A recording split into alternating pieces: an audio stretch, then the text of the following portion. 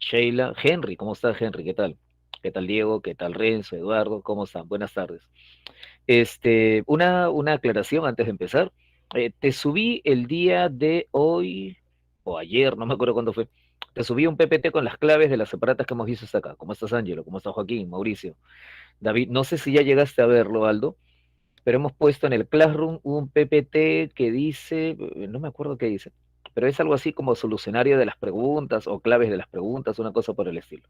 Como te había comentado en la primera clase que tuvimos, a veces no nos iba a alcanzar el tiempo aquí en la sesión, en la videoconferencia, para estar viendo las preguntas de la separata. Pero yo sé que algunos de ustedes le buscan la respuesta, así que ahí en el Classroom está para que contrastes con lo que has marcado.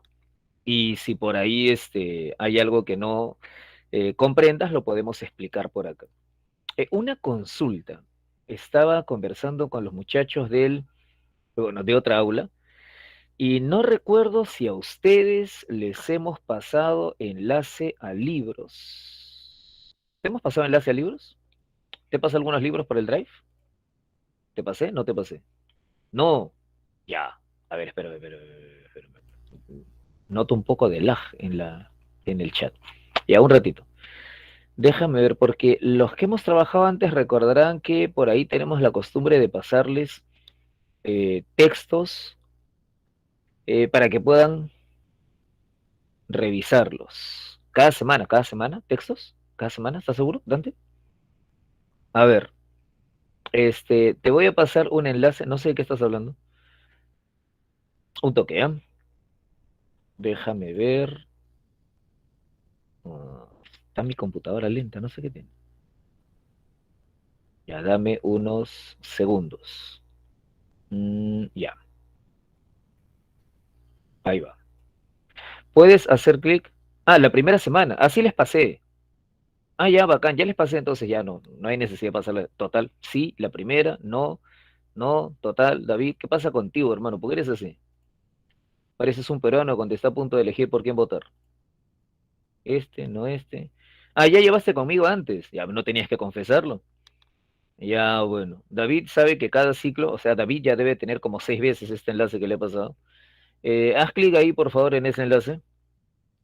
Haz clic ahí, por favor, Andrea. Haz clic ahí, por favor, Dante. Haz clic ahí, por favor, Diego. Haz clic ahí, por favor, Eric. Avísame si se puede visualizar. Ah, tú ya llevantes conmigo. Ah, ya nos conocemos, tenemos nuestra historia. Caramba, qué bien. Ah, ya, Dante. Ah, ya. Se puede, ya. Este de acá, Eduardo, ¿puedes activarlo? Neil, ¿puedes con esos libros? Son dos diferentes. Habla, ¿abre o no abre? Confirma. Gracias. Ya, ok, ya. Son dos. Creo que uno llega hasta comienzos de la Edad Moderna y el otro ya es todo el resto. Son textos de bachillerato, entonces son evidentemente más confiables que esos libros, que esos manuales pre que van por ahí y que a veces uno cree que es la Biblia, ¿no? A veces a uno le pasan un manual pre y dice, es la Biblia, ¿no? No es la Biblia. Pues. Este, ¿Ya los tienes de nuevo, David? Correcto. Pide permiso para ingresar porque estás con tu correo personal. ¿Los demás han podido entrar? De repente estás tratando de entrar con tu correo personal, Henry. Sí, ya. Entonces no tienes que entrar con el correo de la academia, con el correo Trilce, ya pues Henry, ahorita me va a llegar al correo una notificación, pide permiso para ingresar el correo Henrycito Molina para tu consumo @gmail.com. Ese no pues Henry, tiene que ser tu correo personal, bien, tu correo mejor dicho Trilce, ya estos muchachos.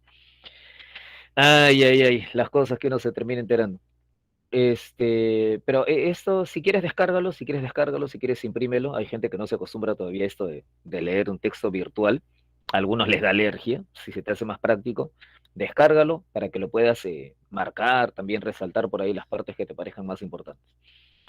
Lo bueno de Historia Universal es que la Historia Universal es prácticamente lo mismo aquí o en Estados Unidos, en México, en Francia, al menos en el mundo occidental. Entonces, por ahí los manuales de otros países, si son buenos, te sirven. Y ese manual es muy bueno. Esos dos son muy buenos. Si los quieres buscar, original, creo que te va a salir como 500 soles. así que me debes, ¿ya? Ya te cobraré algún día. Bueno, el tema de hoy, el tema de hoy es el Oriente Antiguo. Veamos, ahí va. Voy a conectarme por el celular también para ver cómo está la conexión. La siento un poco lenta el día de hoy, no sé. Puede ser mi impresión. Hoy nos toca hablar, te decía, del Antiguo Oriente, o el Oriente Antiguo, como le quieras decir. El orden de los factores no altera el producto. Déjame hacer una prueba para ver cómo va. Paso a la siguiente. Ah, sí pasa. Ah, está bien, está bien, está bien, está bien. Ya, no hay retraso, no hay retraso, no hay retraso. O si hay un poquito. No, no hay. Ah, ya está bien, vaca. Henry, ¿ya pudiste? Ok, pero Henry, ¿también no te lo pasé a ti el ciclo pasado? Fuera de broma, fuera de broma, fuera de broma. ¿No te lo había pasado antes? Qué raro, ¿eh? Bueno, hoy el tema es el Oriente Antiguo, o el Antiguo Oriente. Y con eso entramos a la primera edad de la historia. André, al toque, vamos ahora sí con todo, ya vamos ahora sí con todo. ¿Cuántas edades tiene la historia? Dijimos alguna vez. André, la historia, ¿cuántas edades tiene? Vamos, al toque. Tres, tres, ¿estás seguro? Y si son tres, ¿por qué yo acá veo cuatro? Seis, seis, ¿estás seguro que son seis? Pero la edad de piedra, la edad de los metales no son parte de la historia, ¿no? La edad piedra, la edad de piedra y la edad de los metales son parte de la prehistoria, ¿cierto? Vamos, repasemos el concepto. No puedes tropezar en algo así, esas cuestiones tienen que ser ya automáticas. La historia comienza con la aparición de la escritura. Desde ahí hasta hoy es la historia. Desde la invención de la escritura hasta la actualidad. ¿Cuántas edades tiene? Cuatro. ¿Cuáles son? La edad antigua, media, moderna, contemporánea. ¿De dónde a dónde va? Vamos, tú eres repaso semestral. ¿De dónde a dónde va? La edad antigua, desde que se inventa la escritura hasta que cae Roma Occidental. La edad media, desde que cae Roma Occidental hasta que cae Constantinopla. La edad moderna, desde que cae Constantinopla hasta la Revolución Francesa. La edad contemporánea, desde la Revolución Francesa hasta nuestros días, ¿ok? Hasta nuestra época en la que no habrá más pobres en un país rico. Esas son las cuatro edades de la historia: edad antigua, edad media, edad moderna, edad contemporánea, hasta la segunda reforma agraria. Nosotros en la clase de hoy y en la de la próxima semana, nosotros en la clase de hoy revisaremos la primera edad de la historia. Creo que a Eduardo le acaban de expropiar su plantación. Nosotros vamos a ver hoy y la próxima semana la edad antigua, ya, primera edad de la historia universal. Va desde que se inventa la escritura hasta la caída del Imperio Romano Occidente. Sheila te dice es un gamonal. Y según lo que es el prospecto, según lo que es el temario, tenemos que hablar de cuatro civilizaciones. Te voy comentando algo, regreso antes de seguir. Algo que tú ya sabes. La edad antigua, la edad antigua, abarca seis culturas según el temario. ¿Sí? La edad antigua abarca seis culturas. Yo te digo pistas y tú dime de qué cultura te estoy hablando, ¿ya? Fundadores de la democracia, Aldo al toque. Según prospecto, fundadores de la democracia, Grecia. Correcto, Grecia, excelente. Los creadores de la escritura más antigua de la historia. China, no. Mesopotamia, Mesopotamia, Mesopotamia, cuidado, Mesopotamia. La escritura cuneiforme. Si te digo mastabas, pirámides, hipogeos, hipogeos, pirámides, mastabas, mastabas, hipogeos, pirámides, habla, Egipto. Bacán, Egipto, excelente. Si te hablo de los que inventaron la pólvora, la brújula y el papel, la brújula, la pólvora, China, genial. Los que crearon el derecho, las bases del derecho occidental. ¿Quiénes pusieron a Alexia las bases del derecho occidental? Roma, genial, Roma. Y me falta una, la que no ha venido en exámenes de admisión desde hace como 20 años. India, excelente, India, India, India. Culturas de la Edad Antigua: Mesopotamia, Egipto, China, India, Grecia, Roma. Mesopotamia, Egipto, China, India, Grecia, Roma. Mesopotamia, Egipto, China, India, Grecia, Roma. André, claro, claro, quién sabe, no por eso lo vamos a hacer hoy día, si no, no lo haríamos. Mesopotamia, Egipto, China, India, Grecia y Roma. Las cuatro primeras se desarrollan en África y en Asia. Se les dice el Antiguo Oriente. Ok, yo te dije, ¿cuál es el tema de hoy? Oriente Antiguo. ¿Qué es Oriente Antiguo? Bueno, Oriente Antiguo es de la Edad Antigua, las culturas que se desarrollan en Oriente. ¿Y qué es Oriente? Desde el punto de vista europeo, Oriente es África y Asia. Desde el punto de vista europeo, porque para nosotros Asia queda en Occidente, pero para ellos, para los europeos, China, India, Mesopotamia, eso es Oriente. Y Egipto también, que está por ahí. Entonces, la Edad Antigua se divide en dos capítulos, Antiguo Oriente y Antigüedad Clásica. ¿Ok? Edad Antigua se divide en dos grandes capítulos, Antiguo Oriente y Antigüedad Clásica. André, al toque, ¿quiénes son la Antigüedad Clásica, Dante? ¿Quiénes son el mundo clásico? ¿A quiénes llamas en literatura los clásicos? ¿A quiénes llamas en filosofía los clásicos? ¿Quiénes son los clásicos? Roma y Grecia, bacán, Grecia y Roma, esos son los clásicos. ¿Y cuál es el Antiguo Oriente? Las cuatro culturas anteriores, Mesopotamia, Egipto, China, India, que se desarrollaron antes que Grecia, antes que Roma. ¿Ok? Bacán. Esas cuatro culturas del Antiguo Oriente son esas que ves acá.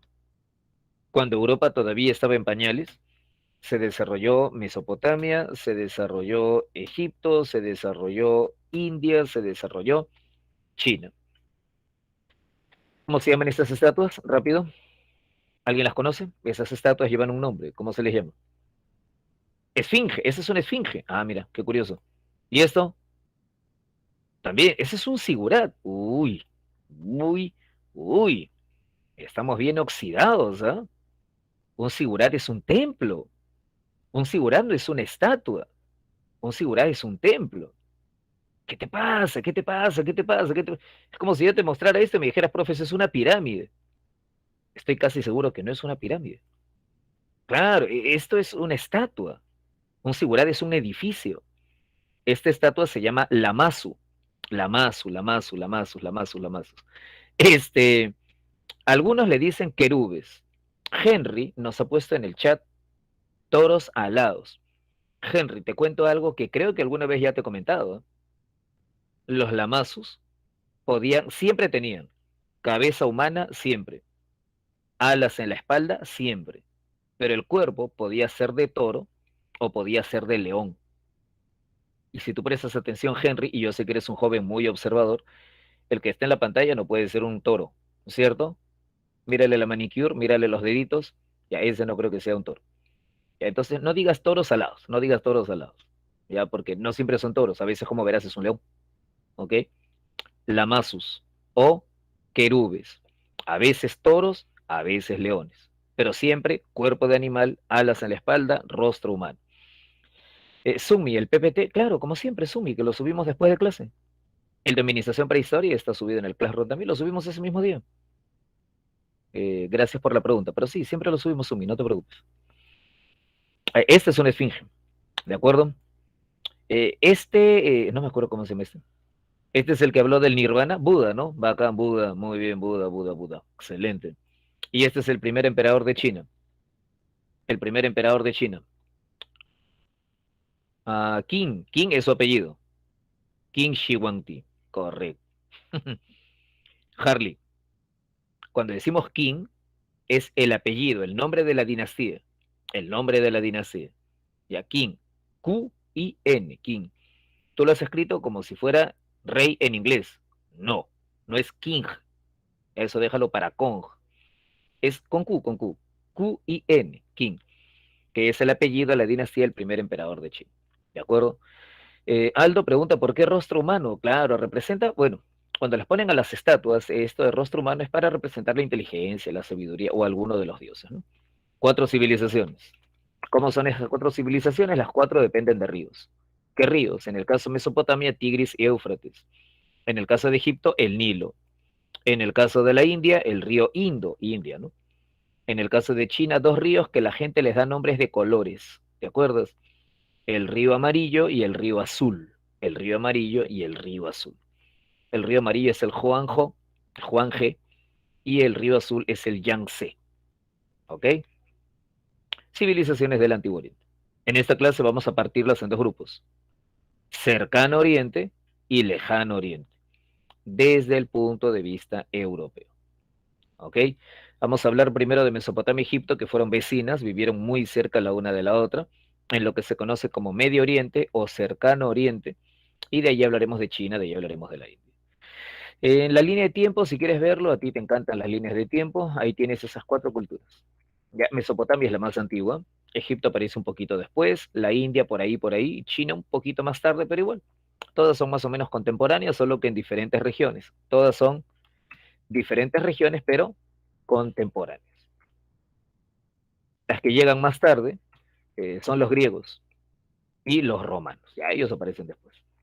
Pero es que siempre que tú has estudiado esta etapa de la historia en alguna academia, en algún otro ciclo, no te hagas el inocente ahorita, porque ya tienes no sé cuántos ciclos encima.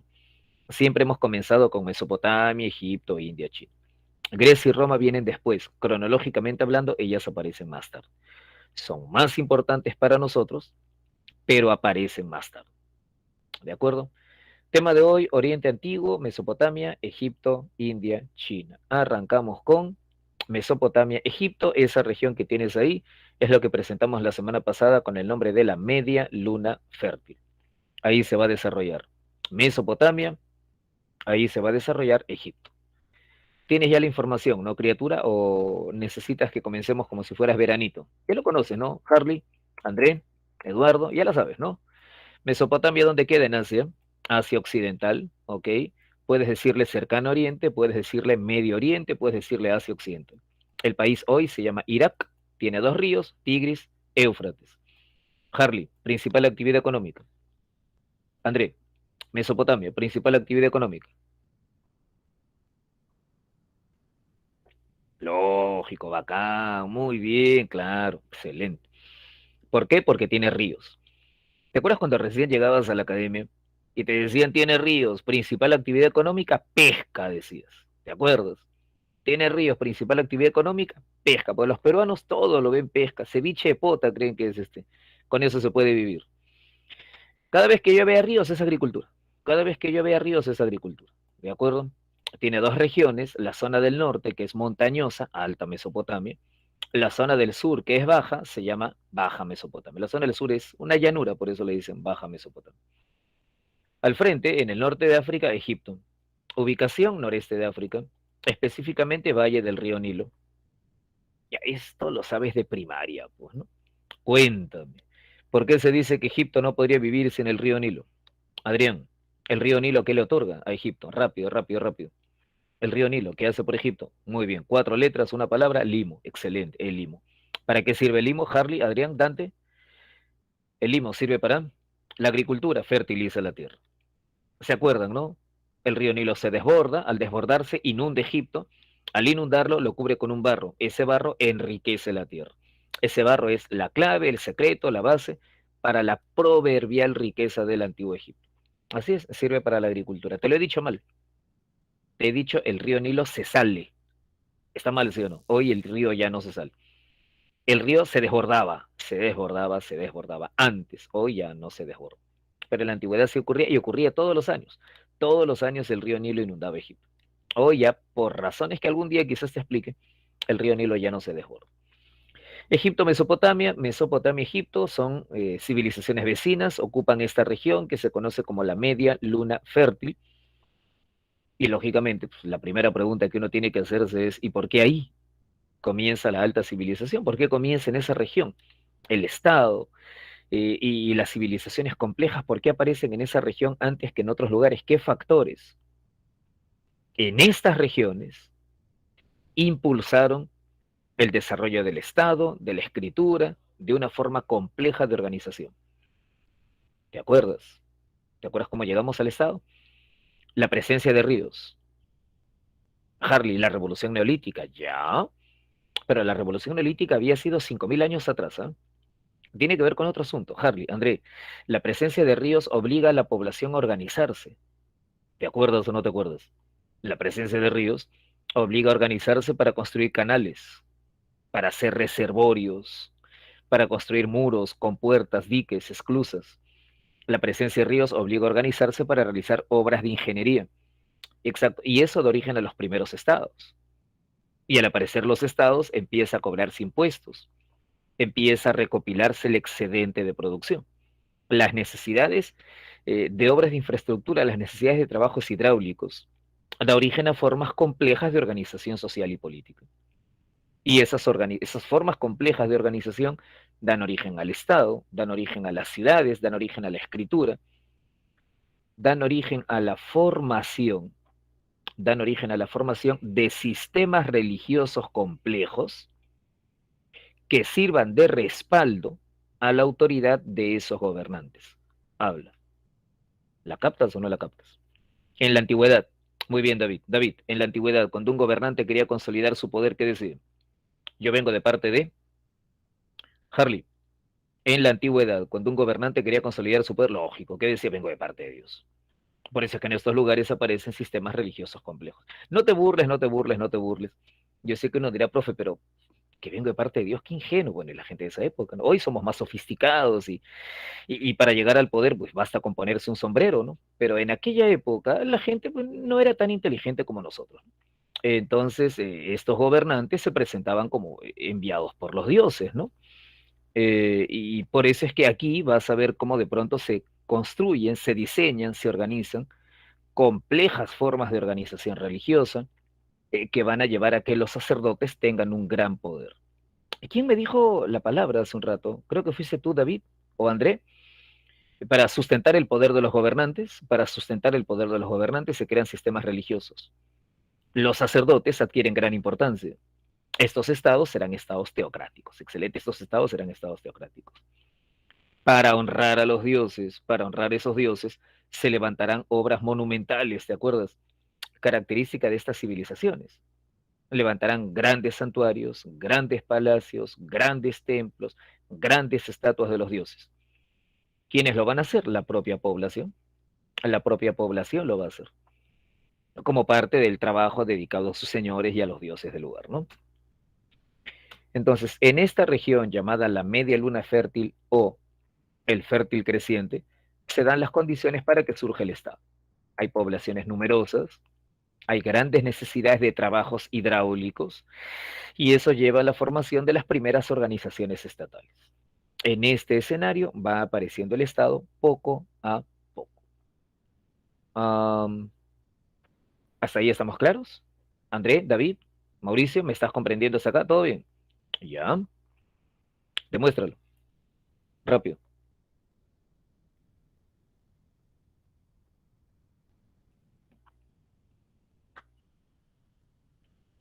Ya la has visto, ¿eh? No eres novato. Y no te pongas a googlear ahorita para ver cuál es la clave, ¿eh? André dice Barco, Dante también, Harley también, todos, ¿no? Todos, los jóvenes y los mayores, Maffer, Melissa, Alexa, ya, Barco, correcto, excelente, muy bien Ángelo, muy bien Adeli, muy bien. Escritura, desarrollo del Estado, organización de trabajos hidráulicos, ya esto va a poder desarrollar arquitectura, ¿no? Obras de arte, arquitectura, grandes construcciones. André, ya sabemos, André ya está vacunado, ya vas por la tercera dosis. Habla, ¿qué marco ahí?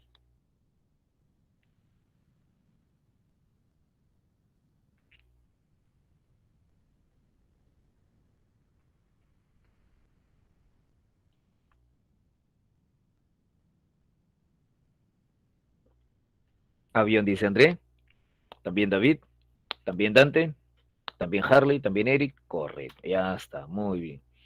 Excelente, muy bien Linet, muy bien Melissa, muy bien Joseph, muy bien Angelo. Ahí, esa está fea. ¿Qué propones, Angelo? Joseph, Melissa, ¿qué propones ahí?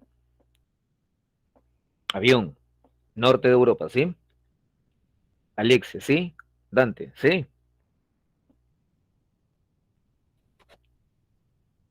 Dedo, total. Dedo. Trigo, cebada, lino, hortalizas. Trigo, cebada, lino, hortalizas. ¿Te acuerdas? ¿Te acuerdas? ¿Te acuerdas cuando la semana pasada hablamos de los lugares donde surge la agricultura? ¿Recuerdas los lugares donde dijimos que surge la agricultura?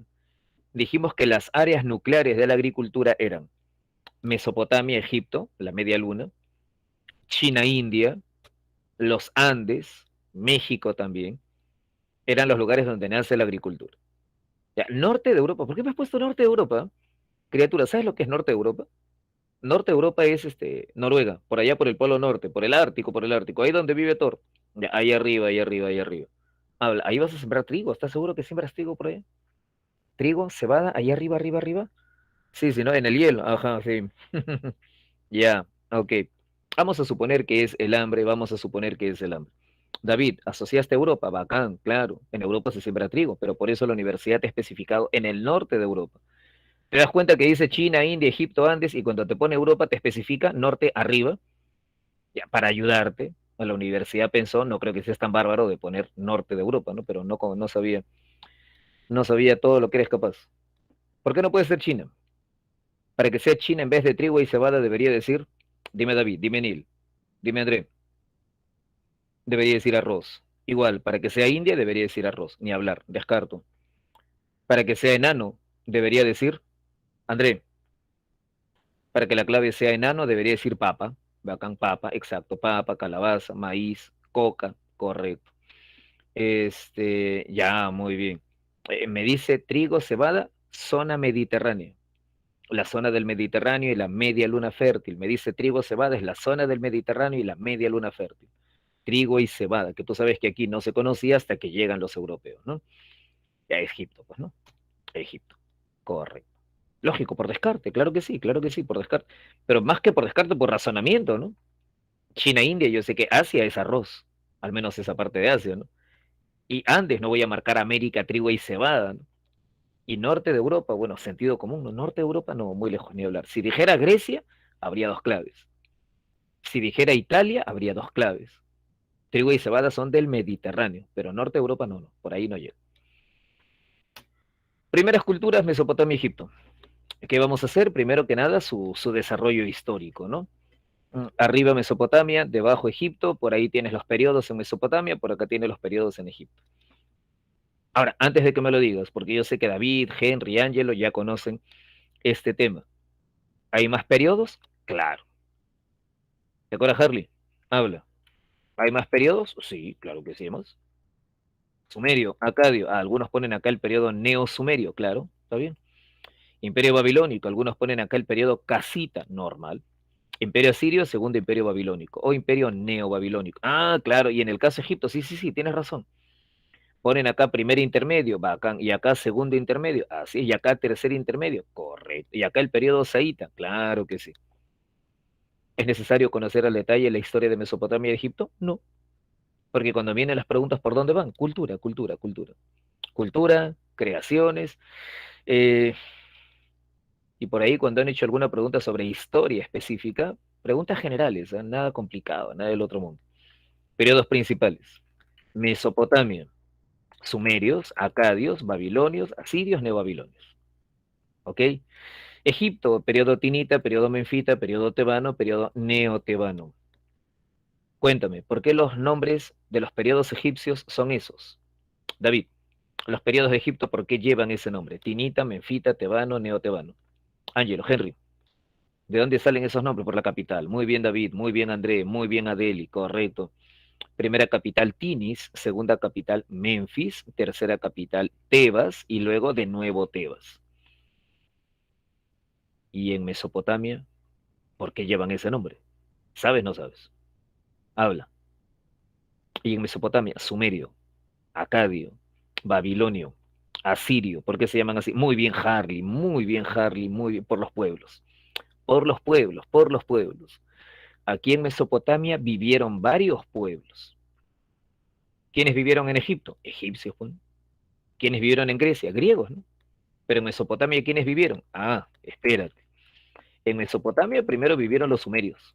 A los sumerios los derrotan los acadios. Después emergen los babilonios. Luego aparecen los asirios. Después Babilonia recupera su poder. Aquí en Mesopotamia depende del pueblo que haya sido el pueblo dominante. Depende del pueblo que haya sido el pueblo hegemónico en cada periodo. Dante, sí, o sea, está bien, bueno, conquistadores.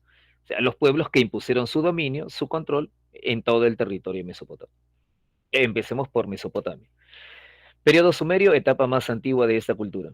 ¿Qué debo decir de Mesopotamia? Bueno, acá te pongo las características fundamentales, que estoy seguro que por ahí ya las manejas, y si no las manejas, pues recordemos un poco. Mesopotamia, primer periodo, periodo sumerio. Característica, los sumerios fundan las primeras ciudades, son ciudades independientes. En la época sumeria, ¿hay capital? No. ¿Hay unidad? No. Hay varias ciudades y cada una tiene su gobierno. Henry, ¿puedes recordar alguna ciudad sumeria? Dante, ¿alguna ciudad sumeria que se te venga a la memoria? ¿Tendrás alguna, Harley, por ahí? Ur, bacán, Uruk, excelente. Ur, Uruk, Kish, caramba, Adeli, muy bien. Ur, Uruk, Kish. Uma, Larsa, Esin, Nippur, varias ciudades, no tienes que conocerlas todas, varias ciudades autónomas, gobernadas por Henry, dime, gobernadas por, gobernadas por Henry, sacerdotes, bacán, sacerdotes. Y a Henry lo quiere decir como le decían ellos, bacán, ellos decían en sí, con ese, no importa, gobernadas por en sí o patesí, exacto, ajá. No tienes que llegar a ese extremo. Regímenes teocráticos gobernados por sacerdotes. En esas ciudades sumerias nace la escritura. Henry, lúcete maestro. ¿Qué escritura nace en la... Muy bien, muy bien, muy bien, claro. Habla. Eso, en la punta de la lengua, eso lo manejas hace rato, ¿verdad? Primer periodo de Mesopotamia, periodo sumerio. Se fundan las primeras ciudades, son ciudades teocráticas gobernadas por sacerdotes, y en esas ciudades nace la escritura cuneiforme. Pero son ciudades autónomas que a menudo pelean entre ellas. ¿Cómo termina su historia? Claro, miren, exacto, es la evolución de los antiguos pictogramas. Correcto, correcto, correcto. ¿Cómo termina el periodo sumerio? Con la llegada de los acadios. El rey de los acadios, Sargón, Sargón el Grande, derrota a los sumerios, impone su autoridad en todo el país. Mesopotamia se unifica por primera vez. Surge el primer imperio unificado de Mesopotamia, el imperio acadio. Dura 2, 3 generaciones, de ahí se derrumba. De ahí viene un periodo de invasiones. Después viene el periodo neosumerio, que dura poco. La gente lo recuerda por Ur-Nammu, las leyes más antiguas de la historia. Pero las leyes de Ur-Nammu, ya sabes, no son trascendentales. No tanto, pues. Después de un tiempo de caos que dura 100, 200 años, emerge Babilonia. Hoy, claro, la escritura lamita, Siri, no necesariamente la más antigua. Creo que lo que has leído, porque yo también leí la noticia hace poco, creo que la escritura alfabética más antigua. No la escritura más antigua, sino la escritura alfabética más antigua. Sí leí esa noticia hace algunos meses. Pero como tú dices, se habla. Estamos todavía esperando, a ver, tú sabes que estas cosas, con el tiempo es que se va consolidando las nuevas ideas que aparecen. Te decía, luego del imperio acadio y un periodo de caos, aparece el imperio babilónico. El imperio babilónico destaca por Hammurabi.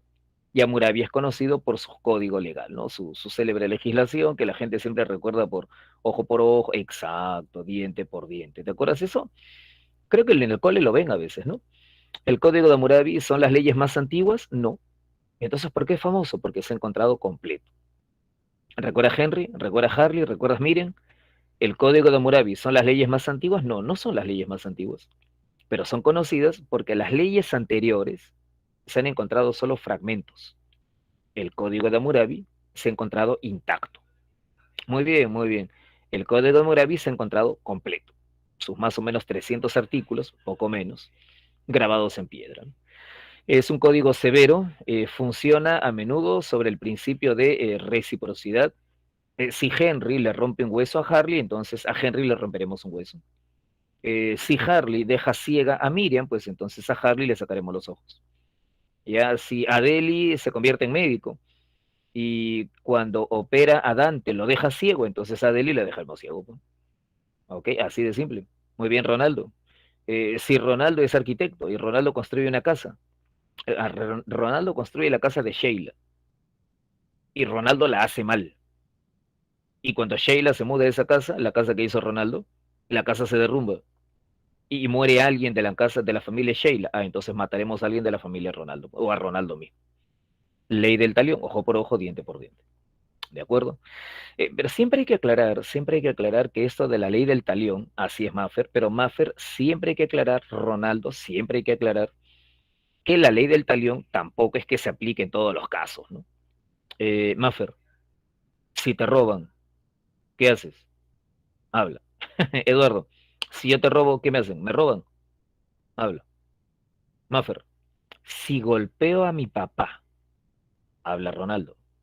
Si golpeo a mi papá, ¿qué me hacen? ¿Me golpean? Sí. Si golpeas a tu padre, te cortan las dos manos, ¿ok? Te cortan las dos manos, ¿de acuerdo?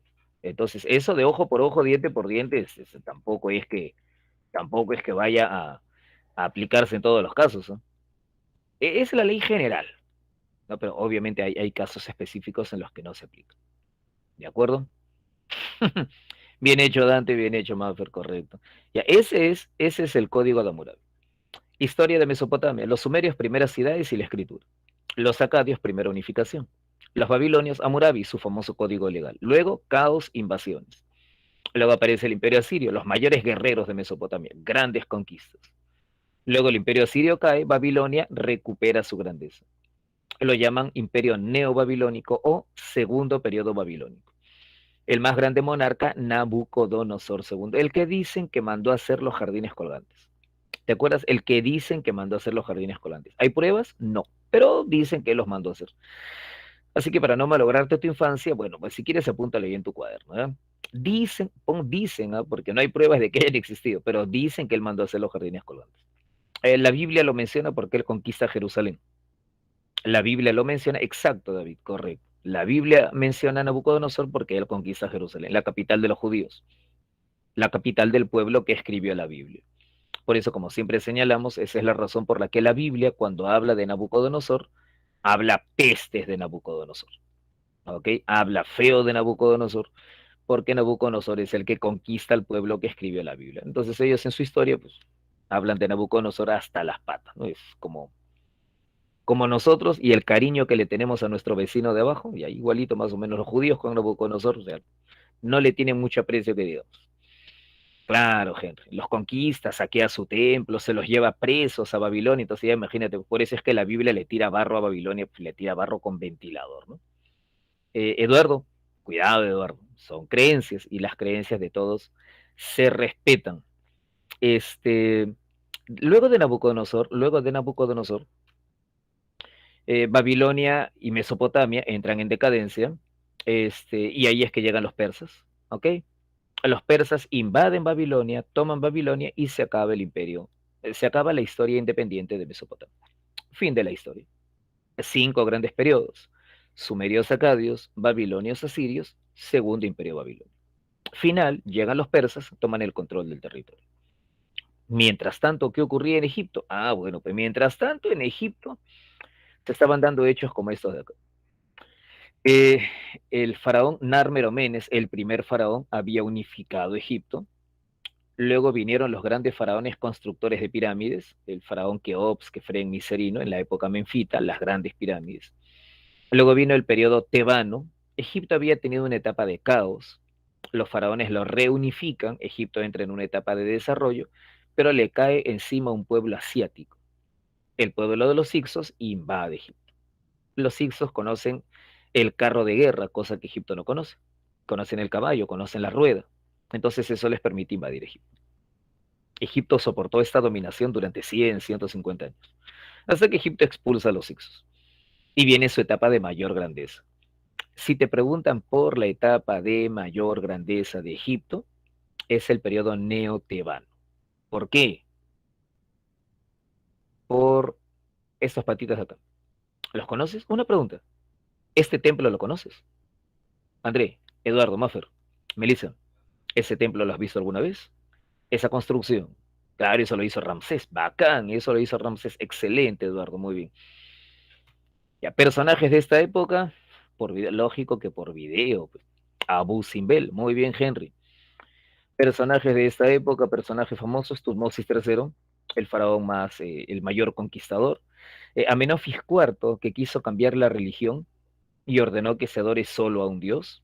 Tutankamón, el único faraón cuya tumba ha sido encontrada completa. El próximo año se cumplen 100 años, el próximo año se cumple un siglo del hallazgo de la tumba de Tutankamón, el hallazgo más sensacional de la historia de la arqueología, pues, ¿no?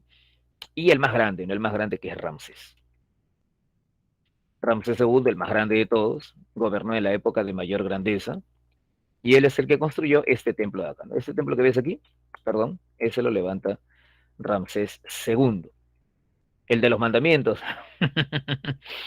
Ya, alguien está viendo novela por acá.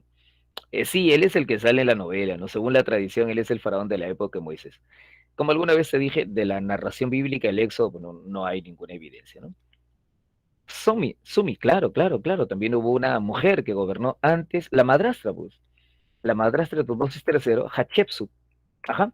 Gobernó durante 20 años más o menos. Siempre se le asocia o siempre se le recuerda como la primera mujer que llegó a gobernar en la historia, pero es más que nada un dato rebuscado, anecdótico, más que algo realmente trascendental, ¿no? Porque eso no significa que de ahí en adelante mujeres y varones tengan los mismos derechos, ¿no? Para nada. Un hecho simplemente anecdótico. Claro, se ponía barba postiza para parecer varón, para decir que tenía de los dioses el derecho a reinar, pues, ¿no? Bueno, cosas de esa época. Estos faraones de acá corresponden al periodo neotebano, la época de mayor grandeza, la época de mayor grandeza. Después de Ramsés II, Egipto entra en decadencia. Después de Ramsés II, que corona la época más importante de Egipto, después de él el país entra en crisis, vienen invasiones, le caen los asirios, le caen los persas, caen varios pueblos, van a invadir Egipto en los próximos siglos. Hasta que llegue a conquistar Egipto un personaje que tú conoces, hasta que llegue un tal Alejandro. Sumi, ¿te acuerdas? ¿Alejandro qué? Henry, André, Alejandro Magno, ajá. ¿De dónde viene Eduardo? Maffer, Harley, André, Dante, ¿de dónde viene Alejandro? ¿De Roma? No, no, no, no, no, no, no, no, no, cuidado, ¿qué pasa? ¿Qué pasa? ¿Qué pasa? ¿Qué pasa? ¿Qué pasa? Alejandro no es romano, ¿qué tienes? Cuidado. Alejandro es griego, y para ser exactos, de una parte de Grecia que se llama Macedonia. Cuidado, cuidado, cuidado, cuidado, cuidado. Ya no, no te preocupes, no te preocupes. Los romanos también son grandes guerreros. Por eso se te han cruzado los cables ahí. Pero ten cuidado, Alejandro no es romano. Alejandro es griego. Alejandro es griego. Específicamente de una parte de Grecia que se llama Macedonia. Los macedonios son griegos, solo que son griegos un poco diferentes, pero son griegos. Eduardo, limpia tu nombre, por favor. Maffer, al toque. ¿Cuál es el nombre real del pueblo griego? Eduardo, ¿te hubiera gustado hacer en Grecia? Demasiada homosexualidad, Eduardo, me estás preocupando. Muy bien, Sheila, muy bien, David, muy bien, Dante, muy bien, correcto. El nombre real de los griegos es Helenos. El nombre real de los griegos es Helenos. ¿Ahora entiendes por qué este último periodo se llama periodo helenístico? Habla Harley, habla Eduardo, habla Maffer, habla André. ¿Entiendes ahora por qué? Ah, ya va acá. Periodo helenístico, ¿por qué? Porque Alejandro y los griegos, Alejandro y los helenos, ahora te cuento Eduardo, Alejandro y los helenos han invadido Egipto. Alejandro se proclama faraón, él es de sangre helena, pero se proclama faraón. Cuando Alejandro muere, su general Ptolomeo, que es griego como él, su general Ptolomeo, que también es heleno, se proclama faraón. Y de aquí en adelante los siguientes faraones serán los descendientes de Ptolomeo. Todos ellos de sangre griega, de sangre macedónica, de sangre helénica. Por eso se le llama este periodo helenístico. Es la época en la que la cultura griega entra en Egipto. Y de aquí en adelante en Egipto vas a ver templos al estilo griego, bibliotecas fundadas por sabios griegos. O sea, la cultura griega entra en Egipto con todo. Eduardo, los griegos se llamaban helenos por un varón llamado Heleno, que presuntamente era el antepasado de todos ellos. ¿Ok? Claro, David, esa última etapa de Ptolomeo es la etapa de los faraones ptolomeos o la etapa tolemaica, o los faraones helenísticos, como también le quieras decir. Harley, esta familia de Ptolomeo va a gobernar como 300 años, y su última descendiente es una tal Cleopatra. Cleopatra es descendiente lejana, han pasado 300 años, descendiente lejana de este Ptolomeo, el Ptolomeo que vino con Alejandro y se proclamó faraón después de que Alejandro murió. ¿Ok? Cleopatra es hija de Ptolomeo XII, si no me falla la memoria. Cleopatra es hija de Ptolomeo número 12. Eh, ok, Aldo.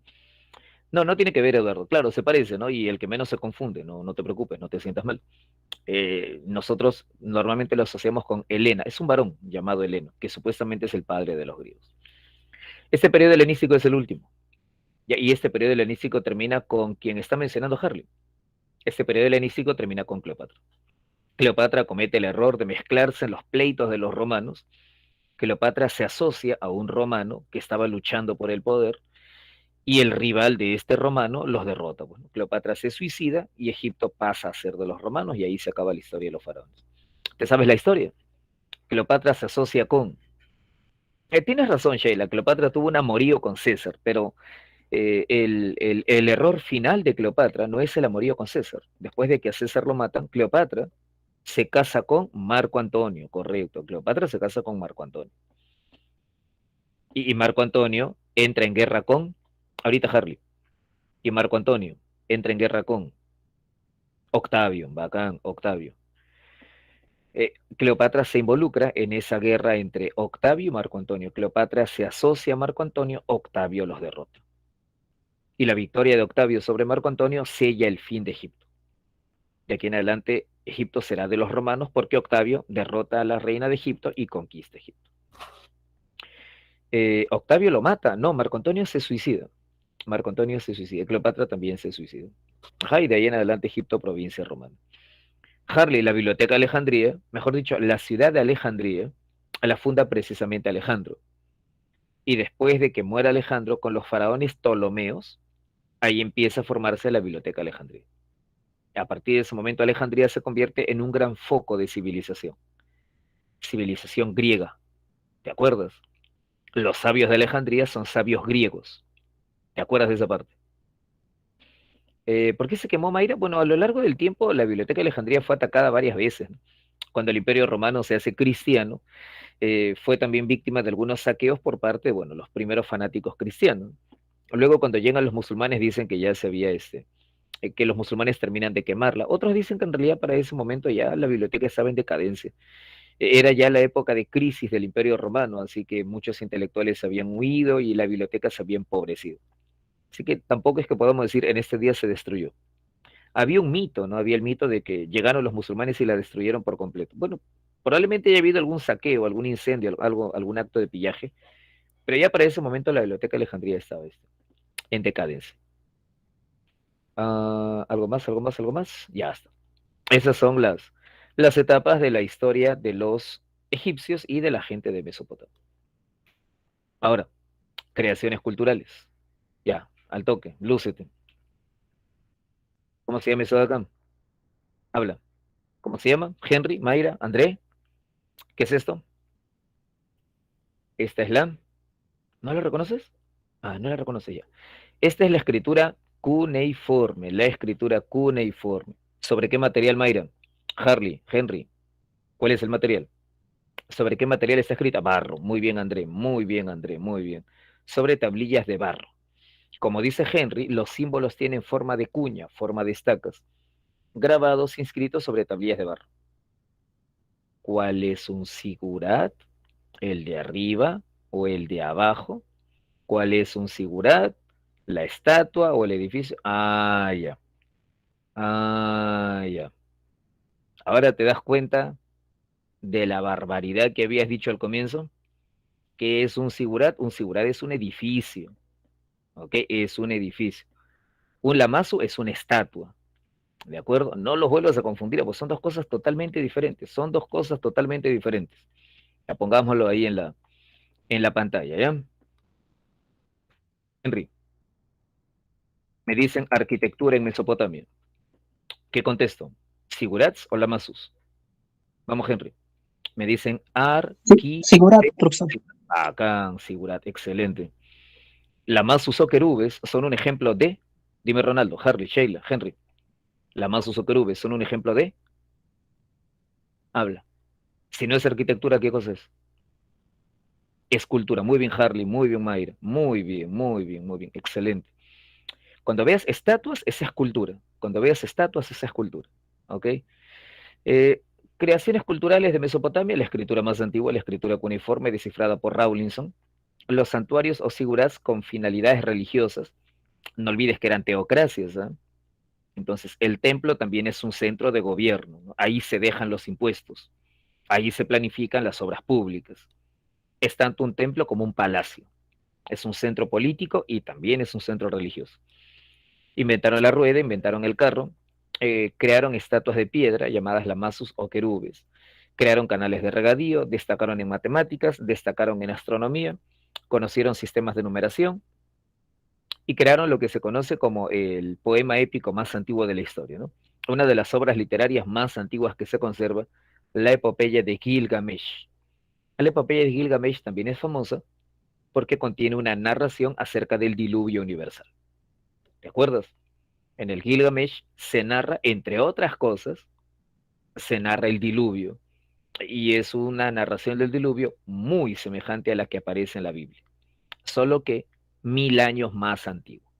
¿Ok? Esa es la antigua Mesopotamia, elementos culturales, la escritura cuneiforme, los lamazos, los canales, la división del círculo, la astronomía, la numeración, Gilgamesh, los santuarios, la rueda del carro, etc. Mesopotamia, se cierra. Ahorita vamos a hablar de Egipto, pero con eso cerramos Mesopotamia. Mayra, preguntas sobre Mesopotamia. Harley, Ronaldo, Sheila, Adeli, ¿todo en orden? Henry, Eric, habla sobre Mesopotamia, ¿todo en orden? ¿Todo claro? Ya sabes que acá tenemos que ver varios temas en una sola clase, por eso estamos yendo a cierta velocidad. Pero si tienes alguna pregunta, normal, ¿eh? No te hagas problemas. Supone que ya esto lo estamos manejando, ¿eh? Ya, acá. ¿Qué dice en la tabla? ¿Acá? ¿Qué dice acá en esta tablilla? Me parece que dice, campesino, el patrón no comerá más de tu pobreza. Creo que eso fue cuando hicieron la tercera reforma agraria, si no me equivoco. A ver, déjame ver. Claro, David. Ah, bacán. ¿Regreso, te parece? Ahorita regreso. Como dijimos acá, David, como dijimos acá, ellos eran grandes astrónomos y parte de su avance en astronomía fue la creación de conceptos que manejamos hasta hoy. Ya ellos crearon conceptos para dividir el tiempo, para medir el tiempo, que han tenido una gran trascendencia, ¿no? Ellos crearon el concepto de semana, crearon el concepto de mes, ¿ok? El concepto de mes y de semana vienen de la antigua Mesopotamia. Y crearon un calendario, uno de los calendarios más antiguos que se conoce, solo que su calendario era lunar.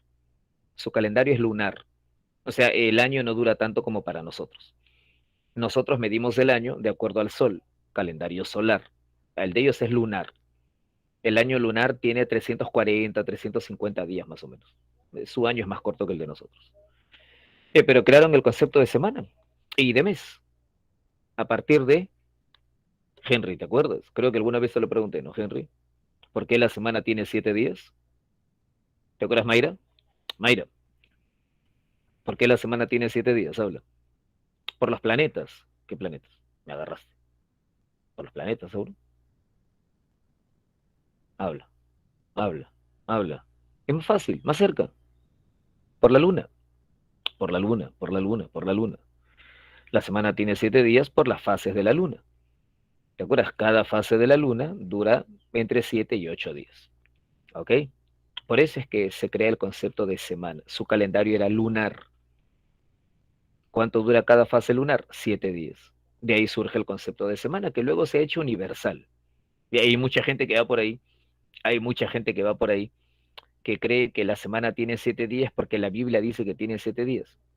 Pero pueblos que no creen en la Biblia también cuentan por 7 días o agrupan los días en 7. No tiene que ver con la Biblia, tiene que ver con el ciclo lunar. Tiene que ver con el ciclo lunar. Los romanos también creían que la semana tiene 7 días y los romanos no creían en la Biblia, ni siquiera la conocían. Aldo, está gracioso, Aldo. Es por el ciclo lunar, es por el ciclo lunar. Y el concepto de mes también lo crean ellos, ¿no? El concepto de mes también lo crean ellos. Lógico. El concepto de mes, ¿de qué depende el concepto de mes? De la luna también. Ah, Adrián, te dije que cada fase dura 7 días. ¿Y cuántas fases son? Vamos, Aldo. Vamos, Harley. Vamos, Adrián.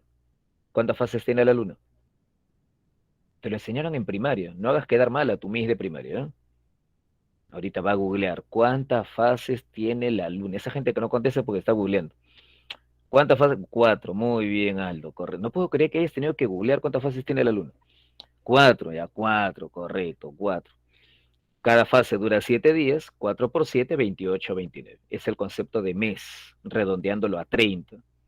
El concepto de semana, el concepto de mes procede de la antigua Mesopotamia. Origen, los ciclos lunares. Harley no conocían el cero. El cero se crea en la India antigua. Ellos no conocían el cero. No les pidas tanto, pues, hermano, también. Tú conoces el cero porque en el cole te lo ponían a cada rato, ¿te acuerdas? Habla, ¿qué marco ahí? Rápido.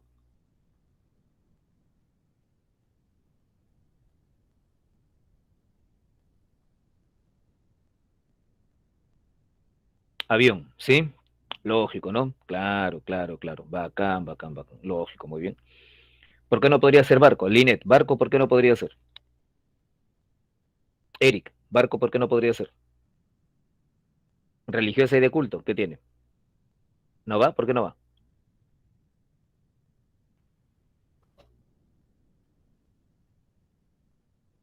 Lógico, Eric, claro, porque me está repitiendo, ¿no? Me está repitiendo lo mismo, exacto, me está repitiendo.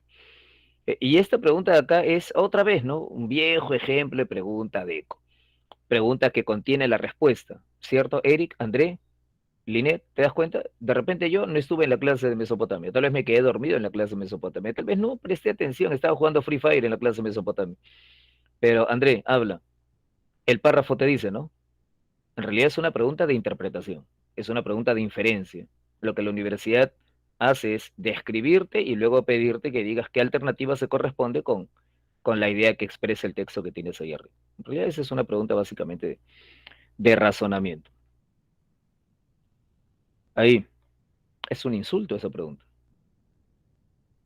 Vamos, no dejes que te insulte la universidad. ¿Qué marco en eso? Casa, excelente, lógico, pues no, claro, claro, muy bien, muy bien, muy bien. Casa, así es, correcto. Fueron gobernados por una casta sacerdotal. Y esa,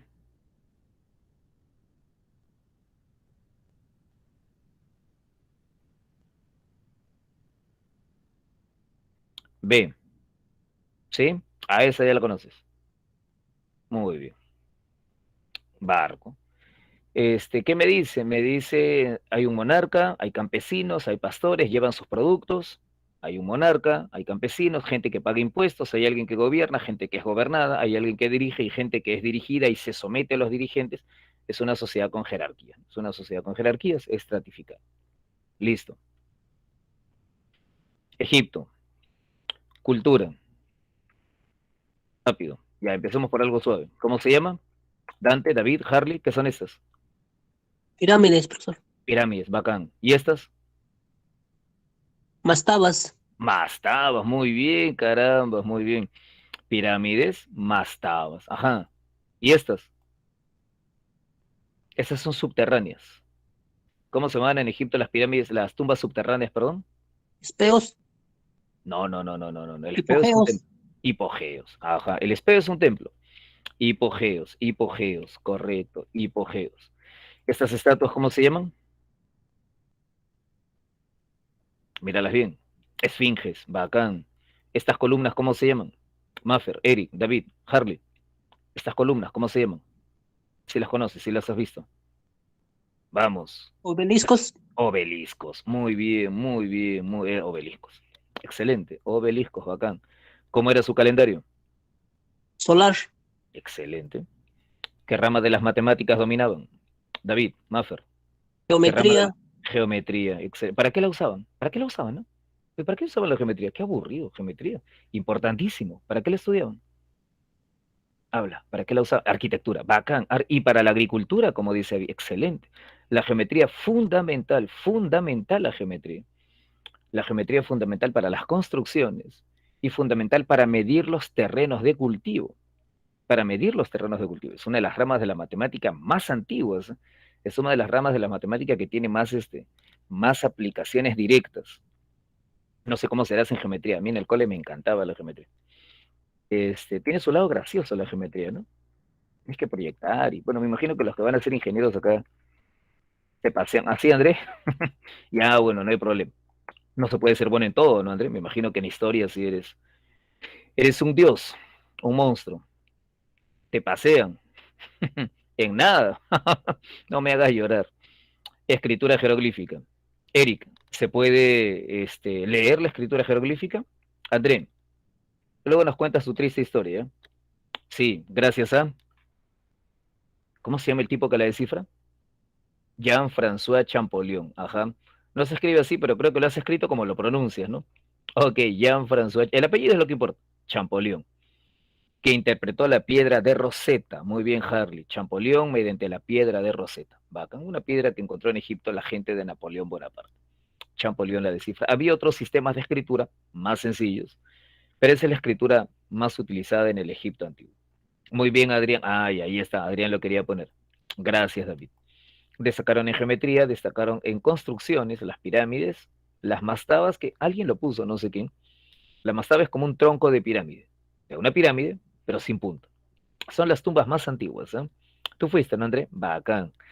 Ahí dice que no sabe geometría y ha puesto el nombre geométrico de la mastaba. Un tronco de pirámide. Es lo único que sabe de geometría. Y lo aprendió por historia, no por geometría. Construyeron obeliscos, construyeron esfinges y bajo tierra levantaron, no se dice, ¿no? Bajo tierra excavaron hipogeos, tumbas subterráneas. Algunos de los elementos culturales del antiguo Egipto.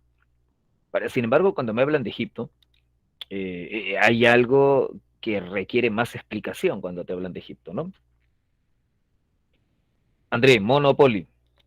Adrián, David, Harley, rápido. Egipto, mono o poli. Poli, correcto, politeístas. Una característica más, varios de los dioses, Dante, mire estos dioses. Ah, muy bien, Adrián, muy bien. Varios de los dioses, no todos, pero varios de los dioses, combinan características de humanos y de animales, ¿no? Así es, David.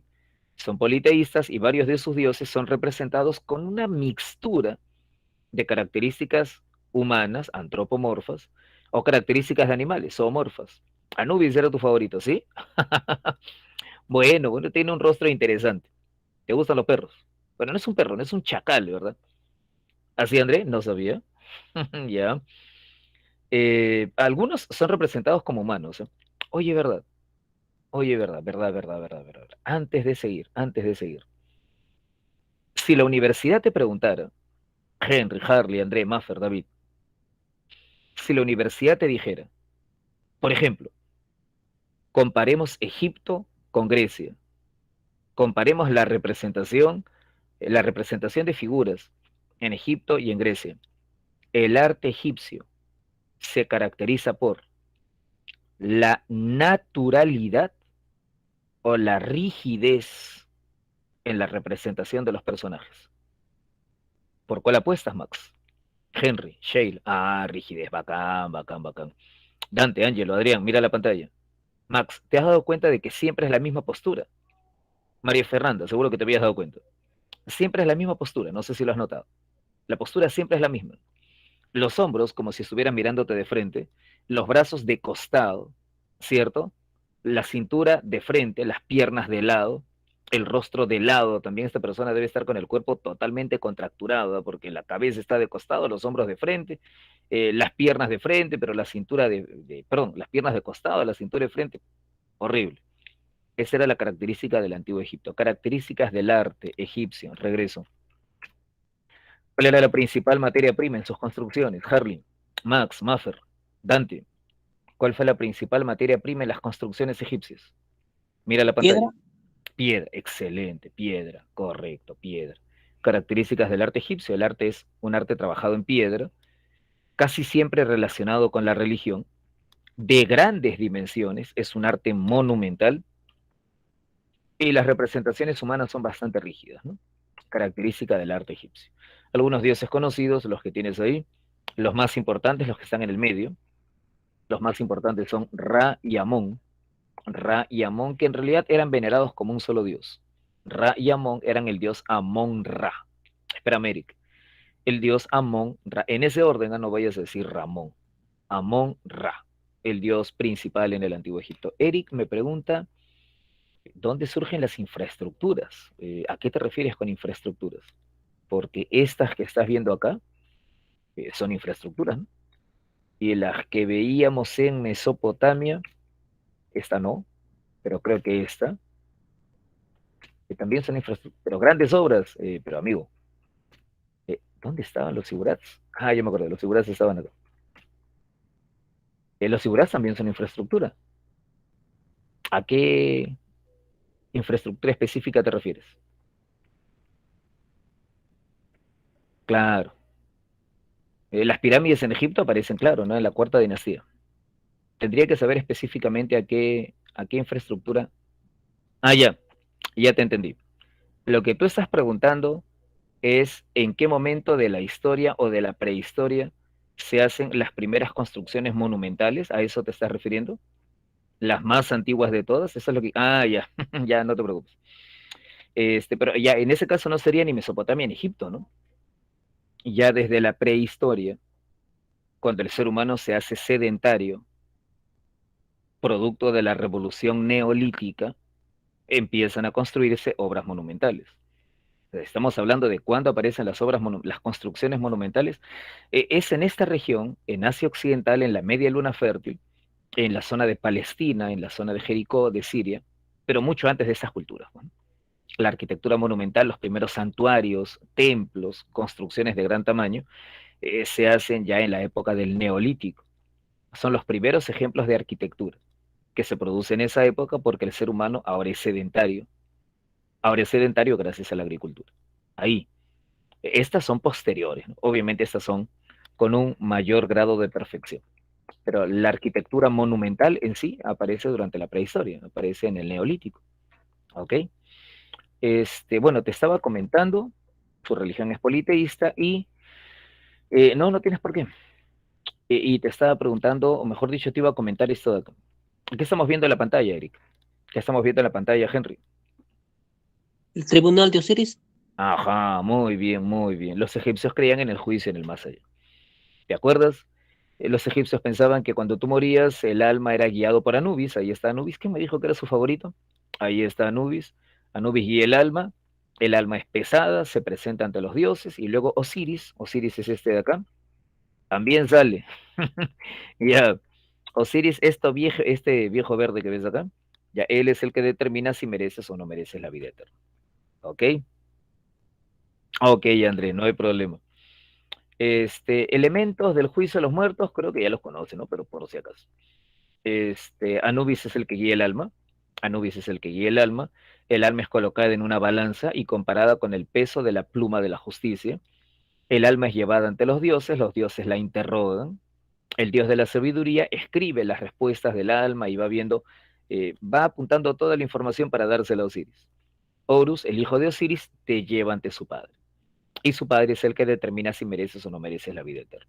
Si mereces la vida eterna, el alma regresa a la tumba, donde recoge la última fuerza vital, digamos, la última partícula del espíritu. El alma aprobada regresa a la tumba, se une con el último resto vital y se dirige hacia el paraíso, donde vivirá eternamente. Si no apruebas el juicio, si Osiris te dice no alcanzó vacante, entonces tu alma es arrojada a esta bestia, tu alma es arrojada a este monstruo, que tiene un aspecto de cocodrilo, esta especie de Loki lagarto, y este tipo destruye tu alma. Henry, Maat es la justicia, Maat es el símbolo de la justicia. Cuando te digo que tu alma es comparada con Maat, significa que tu alma es pesada para ver si mereces o no, si has sido una persona recta, si has sido una persona justa, si mereces o no la vida eterna. ¿Ok? ¿Quién es el juez? Osiris, el dios de la justicia, del bien y de la resurrección. Entonces, por Osiris es que el alma resucita, siempre y cuando haya probado o haya aprobado este juicio. Claro, también es el dios de la vegetación. Así es, David, por eso está verde. Por eso tiene el color de pícoro, ¿ok? Es este dios de la vegetación. Se supone también que por eso tu alma en la tumba tiene que estar bien conservada. Tu alma tiene que estar bien, tu cuerpo, perdón, tiene que estar bien conservado, sorry, lo dije mal. Tu cuerpo tiene que estar momificado. Tu cuerpo tiene que estar momificado, porque cuando el alma apruebe el juicio, el alma regresará a la tumba. Se unirá con el espíritu que quedó en la momia y ahí recién el alma entrará a la vida eterna. Por eso el cuerpo tiene que estar conservado, para que el alma no se destruya. Los egipcios no creían, y no vayas a confundirte en esto porque la gente se cruza, no creían en la reencarnación, por ese caso. Reencarnación no es, simplemente creían en la vida eterna, en el más allá, en la resurrección, en la otra vida. Pero el alma tenía que regresar al cuerpo para recoger la última partícula de espíritu que queda. Creencias del antiguo Egipto, no te burles de ellas, no las mires mal, porque en realidad creencias religiosas hay de todos los tipos hasta la actualidad. Cuéntame qué marco hay.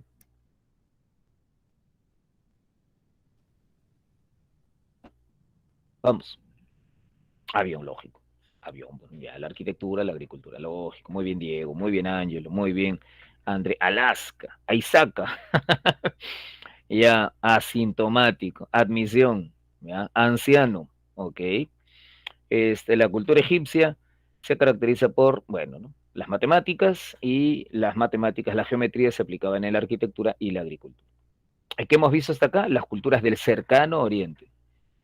Habiendo visto cercano oriente, ¿qué tenemos que ver? Las culturas del lejano oriente. Bueno, ¿cuáles son las culturas del lejano oriente? Ya conoces estas dos grandes civilizaciones, India y China.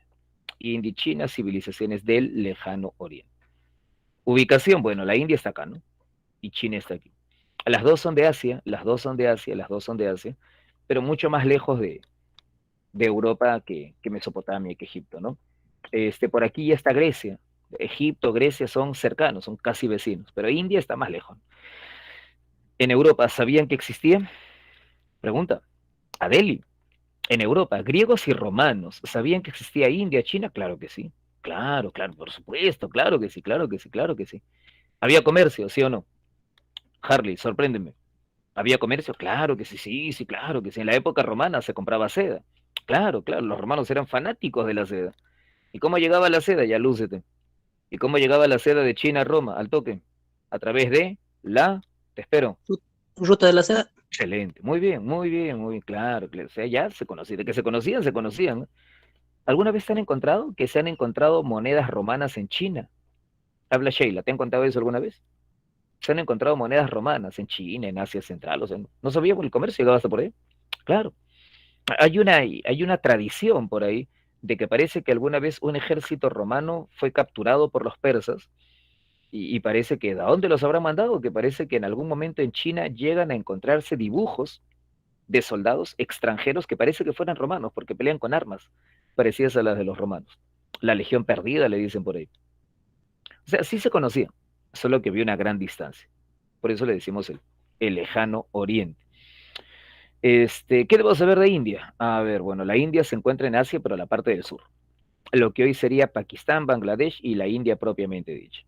Está rodeada por cordilleras, las montañas más altas del mundo, el Himalaya, para empezar, y está regada por el río Indo, que es el río más importante, ¿no? También hay otros ríos, pero el Indo es sin duda el principal. ¿Qué debo saber de China? Que China está más al extremo, más lejos de Europa, al otro extremo del continente. En Asia Oriental, con dos grandes ríos, que son el río Amarillo y el Yangtze. ¿Ok? India, China. Características de China. A China le debemos el cultivo del arroz. A China le debemos la cría del cerdo. ¿Ya vas a almorzar? ¿Vas a almorzar arroz? ¿Han cocinado arroz hoy día en la casa? ¿Sí? ¿Hay arroz por ahí? No, dos chuletas con filete. Caramba, André, ¿cómo te engríen? ¿Cómo sería si estudiaras? Tallarines. Ya, bacán. Nunca, hoy toca ceviche. Ah, ya, el almuerzo va a ser peruano hoy día, dice Maffer. ¿No comes arroz? Qué exquisito es este muchacho. Ah, ¿estás entrenando?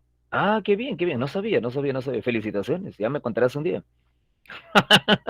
Ok, Mauricio. Ah, Maffer, felicitaciones. Saludos para la abuela, saludos para todos. Ah, ¿sabías que, quién me dijo que va a comer chuleta? ¿Sabías que la cría de cerdo es de China, no? Habla, Dante, Andrés, Sumi. ¿Sabías que a China le debemos el cultivo del arroz, la cría del cerdo, sí? La cría de aves de corral. ¿Sabías, no? Las aves de corral proceden de China, de Asia Oriental. El cultivo de la soya también proviene de por allá. ¿Ok? Característica de China es una economía basada en el arroz, el trigo, el mijo, la cría del cerdo, la cría de aves de corral. ¿Algún aporte que les debamos? Ahí tienes los aportes arriba. ¿Ok, Max? Aportes que le debemos a la India, el hilado del algodón. Ya, la civilización india fue la primera en el mundo que tejió el algodón, antes que en Egipto y antes que en Perú. No, André, las cifras arábigas, las cifras que tú y yo utilizamos, las cifras que tú y yo utilizamos, 1, 2, 3, 4, 5, esas cifras son de la antigua India. Y el número cero. ¿Quién me preguntaba por el número cero? Alguien preguntó hace un rato por el número cero. Harley, aquí está. Aquí está Harley. ¿De acuerdo? El número cero se inventa acá. El número cero lo inventan los matemáticos indios. El ajedrez también, también. El ajedrez también es un invento indio. ¿Qué le debemos a China? Bueno, a China le debemos. Los inventos chinos los conocen, ¿no? ¿Qué le debemos a China? La pólvora. El papel, la brújula, la seda, la imprenta, el arroz, la cría de aves de corral, gansos, pollos, gallinas, mejor dicho, fueron domesticados por primera vez allá en Asia Oriental. Aquí en el Perú comemos tanto pollo que parece que fuera un invento nuestro, ¿no? Pero eh, todos esos cultivos y todos esos animales de crianza vienen de allá de Asia, ¿no? Las palomas sí son nuestros. Bueno, India, China, ubicación, Asia en ambos casos, China, Asia Oriental, India, Asia del Sur. Ríos en ambos casos, en el caso de China, el río Amarillo y el Yangtze, en el caso de India, el río Indo. Mucha hormona. La historia es la que tienes acá. Oye, ¿cómo se llaman ellos? ¿Cómo les dicen? Sunmi, Claro, cuéntame. Los guerreros de terracota, el ejército de terracota. Muy bien. ¿China o India? Adeli, ¿India o China. China? China, bacán. ¿Quién lo manda a hacer? El mismo que unificó el país. Muy bien, David. Muy bien. Ajá. El mismo que unificó. Shi Huangdi. Ajá. Así es, excelente. Muy bien. Muy bien, muy bien. Muy bien, André. Muy bien, Harley. Los manda a ser el primer emperador. Shi Huangdi. O Qin Shi Huang, no hay problema. Shi Huang es otra cosa.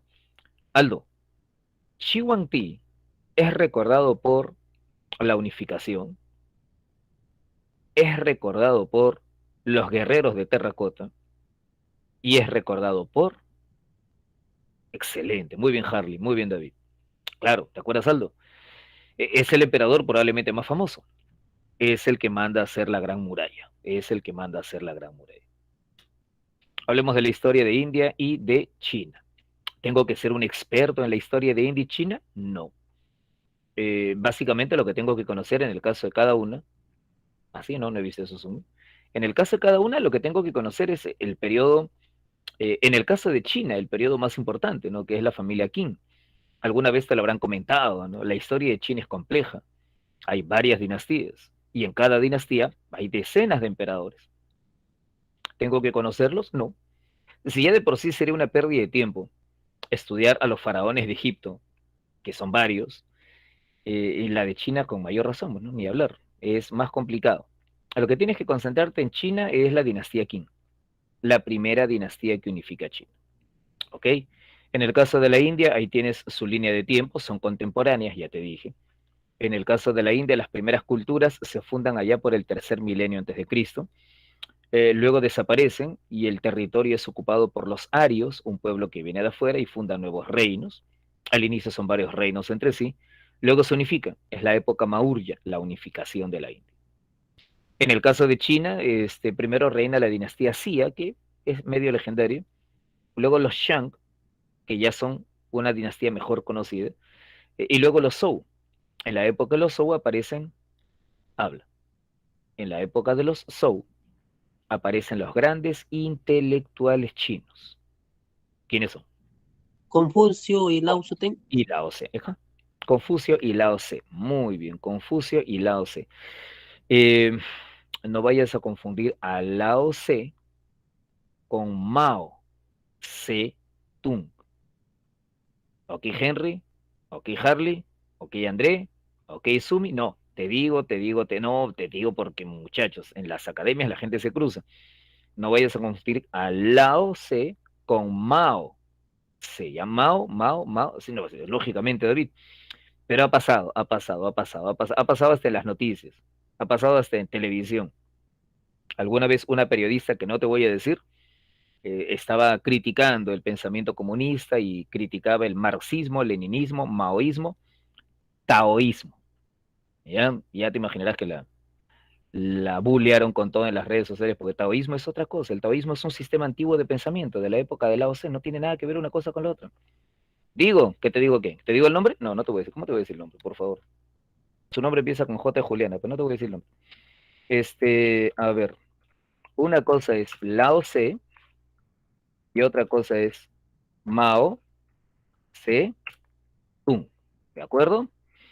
Yo le he dicho, no, jamás. ¿En serio? Ya, después voy a repetir la grabación a ver esto. No he dicho nada. Bueno, como te decía, no, son dos nombres diferentes, no los vayas a confundir. De la dinastía, de las dinastías chinas, la que me interesa es la que unifica China. ¿Quién unifica China? Los Qin. Dicen algunos, no estamos seguros, pero dicen algunos que el nombre Qin es la raíz de que a este país se le llame China, ¿ok? Y a Qin va a pasar de boca en boca y se va a ir deformando, llegará a Asia Central con la pronunciación Sin, o Sina, o Qin, o Chin, y de ahí irá tomando forma el nombre este de China, con el que nosotros lo conocemos. Si alguna vez te ha dado curiosidad, o si te da curiosidad en este momento y te pones a buscar el nombre de China, pues resulta que China no se llama China. Así como hace un rato nos dijiste que Grecia no se llama Grecia, pues si en este momento te pones a buscar, te vas a dar cuenta de que China, no, no, China no se llama China, por ningún lado, ¿no? El nombre de China en chino no tiene nada que ver con lo que nosotros pronunciamos como China, pero es el nombre con el que es conocida por el resto del mundo, ¿no? Agua, ya lo buscaste. ¿Para qué lo buscas? La universidad no te lo va a preguntar, solo te decía que el nombre es el nombre de China es el nombre que le dan otros, no es el nombre que realmente lleva la civilización. Vamos a la India. A ver, comencemos por este lado. Características sociales de la India. La sociedad de la India se dividía en grupos. Esos grupos estaban determinados por nacimiento. ¿Te acuerdas de esa? La población de la India se dividía en 4 grupos sociales llamados, ¿quién se lo sabe? Habla. La sociedad de la India, la población de la India, se dividía en 4 grupos llamados, no, no, no, pero ¿cómo se llaman esos grupos? ¿Son castas? ¿Son clases? ¿Son estamentos? ¿Son órdenes? ¿Son grupos? ¿Son tribus? Correcto, son castas, castas, castas, castas. La población de la India se divide en castas, castas. ¿Cuál es la característica? Dante, pregunta tramposa. André, dice, arriba dice, ah, ya, ok. André, al toque. Tú naces en una familia de kshatriyas. ¿Cómo llegas a ser brahman? Linet, naces en una familia de vaisyas. ¿Cómo llegas a ser kshatriya? No se puede. Excelente, no se puede, no se puede. Excelente, no se puede. Muy bien. En ningún caso, en ningún caso. Es una división social rígida, rígida, rígida, determinada por nacimiento. Ok, André, ok, Linet, ok, Dante, Ronaldo, Sheila. Sheila, si tú naces en una familia de sacerdotes, de brahmanes, entonces siempre pertenecerás a ese linaje. Te casarás con un varón de una familia de brahmanes. Tus hijos también serán brahmanes. Es una condición determinada por nacimiento. Ronaldo, plutocracia, Ronaldo, significa gobierno de los ricos. Y aquí, amigo Ronaldo, si esto fuera un gobierno por riqueza, cuando tú acumulas riqueza podrías subir. Y cuando pierdes riqueza podrías bajar.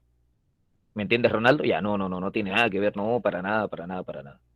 Ya es una cuestión, ¿sí? Ya eso tenlo bien presente, tenlo bien presente. Esta división social, estas categorías cerradas, cerradas, cerradas, se llaman castas. No cometas el error. Ángelo, no se dice clases, se dice castas. Amigo Ángelo, las clases sociales sí son por riqueza. Ricos, clase media, pobres. Y un pobre puede entrar en la clase media. Y alguien de clase media puede entrar en el grupo de los ricos. Y alguien de rico puede acabar siendo pobre. El sistema de clases sociales es abierto, fluido. Las leyes son iguales para todos. Y tu posición depende de la riqueza. ¿Me entiendes, Ángelo? En un sistema de castas es una cuestión de nacimiento. Eso no lo puedes alterar. Quien nace en una familia de kshatriya siempre será kshatriya. Y tendrá que casarse con otra persona pues, de una familia también de kshatriyas. ¿Ok? Al margen hay un grupo. Al morir se mantiene. ¿Cómo que al morir te mantienes muerto? Pues, ¿no? ¿A qué te refieres?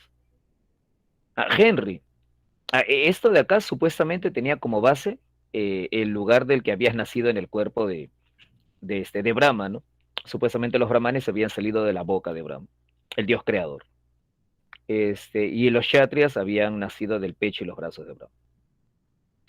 Ángelo pregunta, ya, ¿qué ocurre con tu alma? Cuéntamelo tú.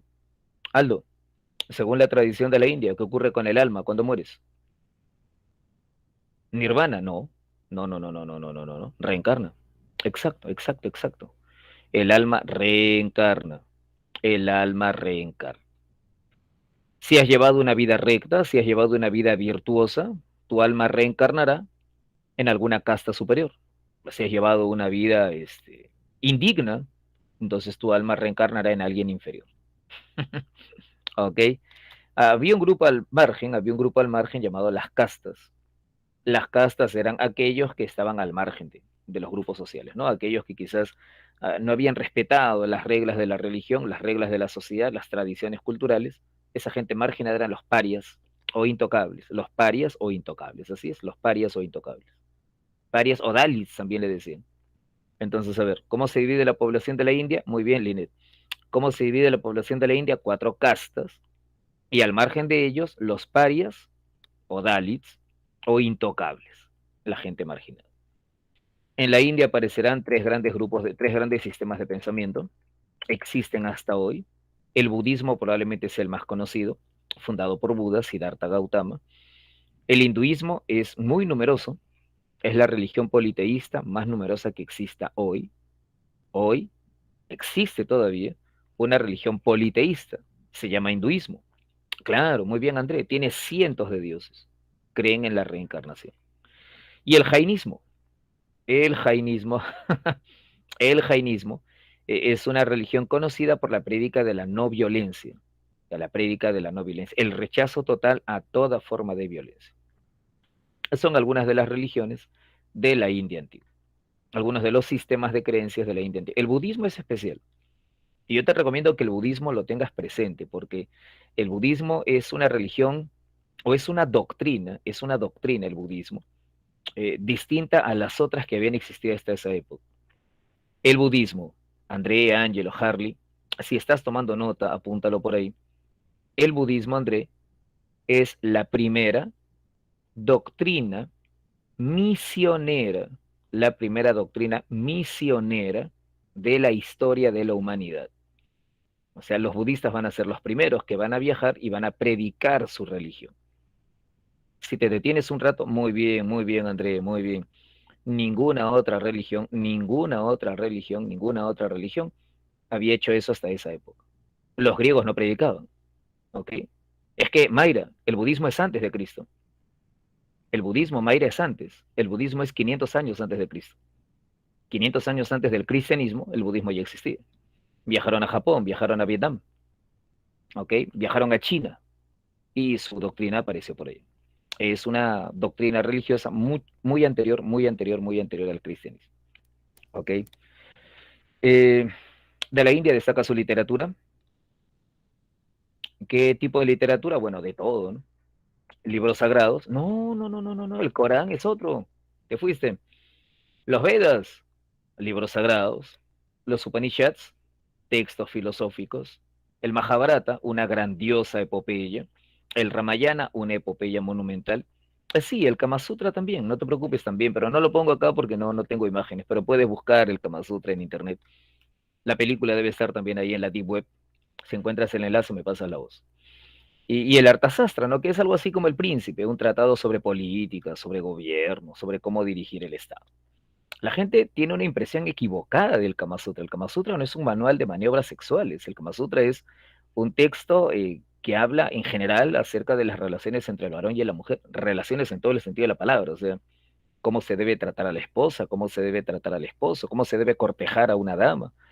La gente aquí en Occidente, porque en Occidente somos unos enfermos, lo único que piensan es en ese capítulo específicamente dedicado a ya tú sabes, pero es una obra más grande, ¿eh? Pero no sé por qué todo el mundo se obsesiona con esa parte. Claro, David, claro. El dios Shiva, Max, claro, ¿no estaba acá? Claro, el dios Shiva Sakan es uno de los grandes dioses de la India, es uno de los grandes dioses de la India. Ok, André. Eso en cuanto a la India. Su literatura es muy grandiosa. Mayra, el elefante, ¿te refieres al dios que tiene cabeza de elefante o al elefante en sí? En la India antigua, como en varias religiones politeístas, algunos animales son considerados sagrados, ¿no? El elefante es uno de ellos, es considerado un animal sagrado. Ahora, hay un dios que tiene cabeza de elefante, sí, es el dios Ganesha. Exacto, el hijo de Shiva, o Ganesh, depende de la traducción. Claro, sí. Según la tradición, Shiva un día le arranca la cabeza Y bueno, pues no, como se veía mal que su hijo vaya por ahí sin cabeza por el mundo, él le colocó una cabeza de elefante encima, ¿no? Hay varias divinidades, Adrián, varias divinidades, la vaca también. Ajá.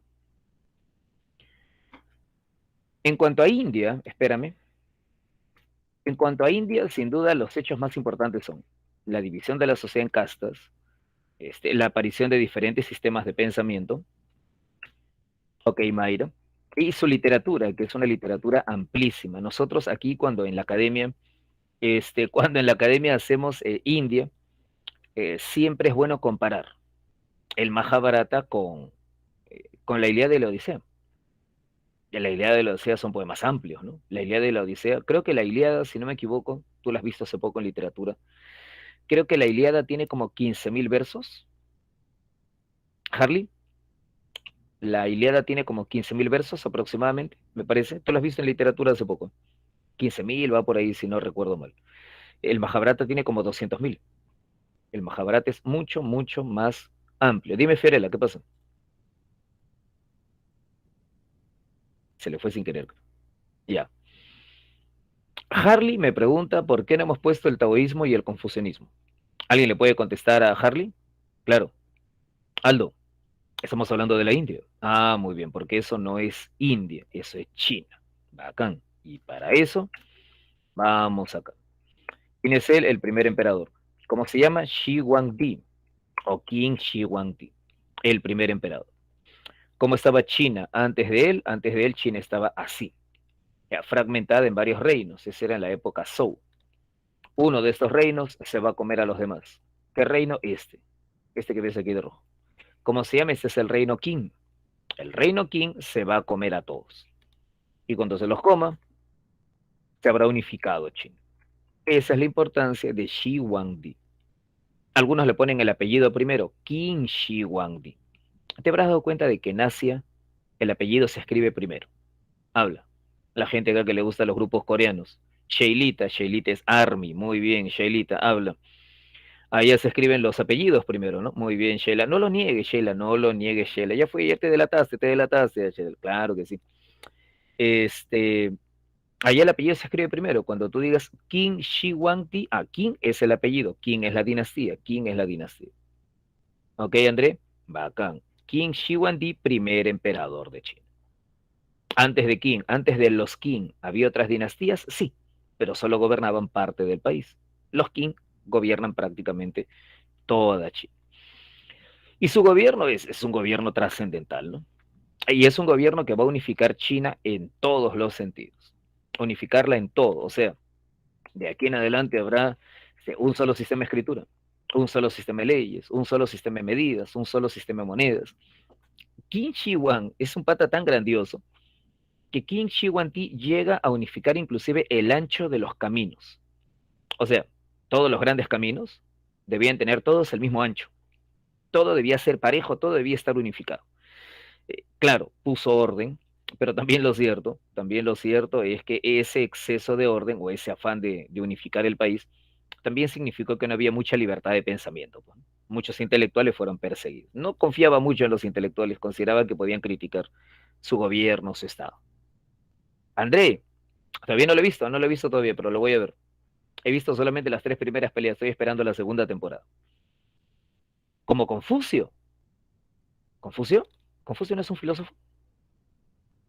¿Estás seguro? Ah, intelectuales como los seguidores de Confucio. Ah, ya te entendí, ya te entendí, ya te entendí. Sí, pero Confucio ya había muerto. Sus seguidores, sus seguidores. Fue un déspota, persiguió a los intelectuales y se le recuerda por la tumba de los guerreros y por la Gran Muralla, ¿no? Hazme recordar, hazme recordar, hazme recordar. La Gran Muralla era para defender a China de quiénes? Harley. La Gran Muralla era para mantener fuera de China a los mongoles. Excelente, muy bien, los vecinos de China que atacaban sus fronteras una y otra vez. En contra de ellos se levanta la Gran Muralla. Maffer, la Gran Muralla la construye él y así queda, o en las siguientes generaciones hubo que ampliarla. ¿Fue un trabajo continuo o él la termina? No, fue un trabajo continuo, correcto, muy bien, muy bien. No te vayas a olvidar de eso. La Gran Muralla es un trabajo permanente de aquí a los próximos siglos, de aquí a los próximos, es un trabajo permanente, permanente, permanente. Solamente que Shi Huangdi es el que hace el tramo principal, ¿no? Por eso se le recuerda. No es tan alta que digamos, porque de altura son 12, 15 metros. Es un edificio pues de 4 o 5 pisos. Pero sí, su longitud es espectacular, ¿no? Se calcula que tiene miles de kilómetros de largo, lo que la convierte en un monumento gigantesco. Cuando la gente dice que se ve desde el espacio, es exageración, ¿eh? No se ve desde el espacio, pero sí es verdad que es un monumento colosal. Ese es Qin Shi Huangdi o Shi Huangdi, el primer emperador de China. Él pone las bases para lo que va a ser China más adelante, un estado unificado, fuertemente gobernado por el emperador. Característica de China, en China había un emperador, le decían hijo del cielo, así como nosotros a nuestros gobernantes les decimos hijos del pueblo. Al emperador le decían hijo del cielo. Se suponía que los dioses del cielo le habían dado su autoridad. Debajo estaban los nobles, ya la gente que gobernaba el imperio al lado del emperador, y debajo estaba la gente como tú, la gente como tú, la gente como tú. Los intelectuales, los mandarines. Aldo, ¿te acuerdas?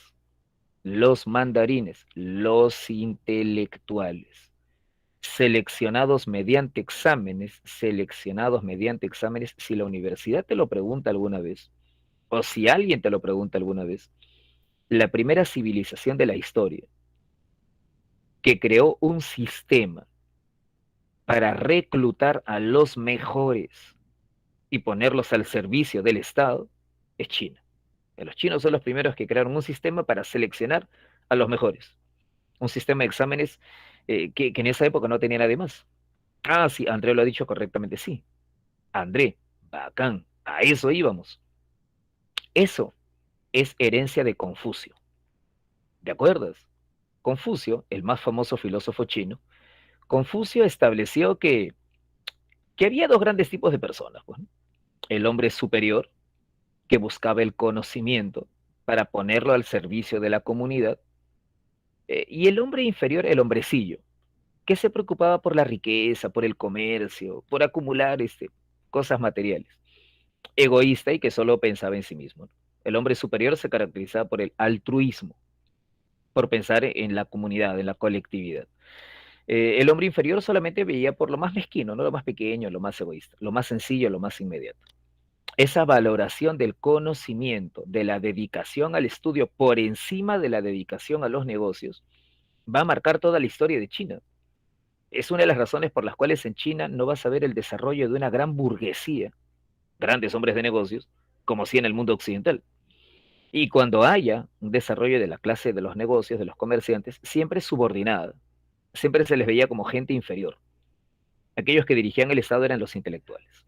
Y los que conozcan un poco de la cultura de China, de la cultura de Asia Oriental en general, habrán notado que por allá el interés por el estudio, por el conocimiento es bastante fuerte, ¿no? Se nota en películas, se nota hasta ahora en varios aspectos. El Gao Cao, claro, un examen de admisión durísimo, durísimo, durísimo.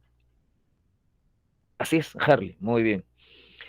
¿Qué debo saber de China? Gobernaba el emperador, lo acompañaba la aristocracia, debajo de ellos estaban los mandarines, los funcionarios del Estado, seleccionados mediante exámenes. ¿Alguna vez se preguntase quiénes inventaron los exámenes? Fueron los chinos. Ok, tenían que ser ellos. Los exámenes y el COVID probablemente no se lo perdonemos nunca, ¿no? Claro, Maffer, excelente, muy bien. La mayor parte de la población eran agricultores, la mayor parte de la población eran agricultores. Grandes filósofos de China, ahí tienes el confucianismo, el taoísmo, el legalismo. ¿Ok? El más conocido es el de Confucio. El confucianismo hablaba de que la autoridad, eh, así es, André, el Gao Cao es durísimo.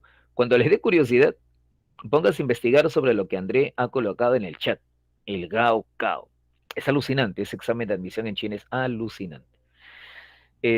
Confucio hablaba de que el gobernante debe ser ejemplo de moral, debe ser ejemplo de moral, debe educarse a sí mismo.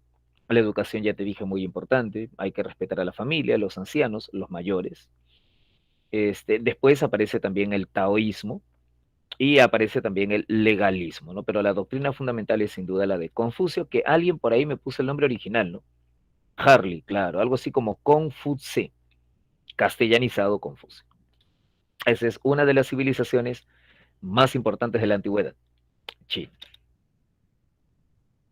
Y esto que estás viendo aquí en la pantalla Es lo que mencionamos al comienzo de la clase con el nombre de la ruta de la seda. La ruta de la seda va a ser ese conjunto de senderos, ese conjunto de caminos, ese conjunto de puertos, de escalas, que desde la época de Cristo, fíjate qué vieja es la ruta de la seda, desde la época de Cristo, esa ruta de la seda servía para que las mercancías de Asia, de China, de la India, atravesaran todo ese continente, el más grande del mundo, y llegaran hasta el mar Mediterráneo, donde eran obviamente compradas por los romanos. Esa ruta de la seda existe desde la época de los emperadores romanos. Algunos historiadores dicen, quizá lo hayas oído alguna vez, algunos historiadores dicen que la ruta de la seda es uno de los factores que empobreció a Roma, porque China mandaba seda, la India mandaba especias y Roma no tenía nada que ofrecer, pues, ¿no? Más que oro y plata. Entonces, algunos especialistas señalan que este comercio, esta aristocracia romana adicta, enloquecida por la sed de los productos de Oriente, terminó empobreciendo al imperio, porque todas las riquezas de Roma drenaban, fugaban hacia allá. La única manera de mantener esas riquezas para los romanos era hacer constantemente nuevas guerras que le permitieran conquistar otras regiones, saquearlas y obtener las riquezas que la aristocracia romana consumía permanentemente hacia esas regiones. Pero llegó un momento en el que Roma ya no pudo expandirse, pues, porque ya no había pueblos ricos a los cuales conquistar, o llegó al límite de regiones que ya no podía invadir. Y ahí el imperio romano empieza a experimentar un progresivo empobrecimiento que termina llevando a su decadencia. En historia nunca hay que buscar una sola causa, pero esta es una de las causas que llevó a la caída del imperio romano. Y eso viene a ser todo porque esta ya la hemos visto, ¿no? ¿Te acuerdas de esta? Creo que la viste en el examen de admisión hace poco, acerca de la familia King. Habla. ¿Qué marcamos ahí? ¿Te acuerdas, André? Aldo, Sheila, ¿te acuerdas? Avión, ¿no? Ajá. Porque la dos me dice, ¿no? Los King promovieron la coexistencia. No, no, estos patas eran verticales, ¿no? Un solo pensamiento y punto. Y le dieron el poder a los señores locales. No, no, no. Todos tenían que obedecer las órdenes del gobierno. Todos tenían que obedecer las órdenes del gobierno. David, esa pregunta que pasa, ¿te trae malos recuerdos? ¿Los 20 puntos que te faltaron? Ya. No me hagas llorar porque ya mañana juega Perú y ya hay que guardar las lágrimas para mañana. Niños, esa ha sido nuestra clase de hoy. Vamos a almorzar o a cocinar o a cazar la presa que vamos a comer hoy día. Nos estamos viendo, niños. Gracias, cuídense. Que tengan una buena semana por delante. Gracias, David. Ahora en la tarde les subo la diapositiva. Nos estamos viendo. Gracias a todos. Gracias, Edith. Nos vemos, nos vemos, nos vemos. Gracias, Diego. Hasta luego. Gracias, Harley. Nos vemos. Sí, mañana goleamos. O sea, tienes que apostar 100 soles por Perú. Mínimo. ¿Dónde está tu patriotismo? Hasta luego. Nos vemos. Chao. ¿Dónde está su tutor? Johan, nos vemos. Gracias. Hasta luego. Johan se fue a comer, creo. Nos vemos, gracias. Chao.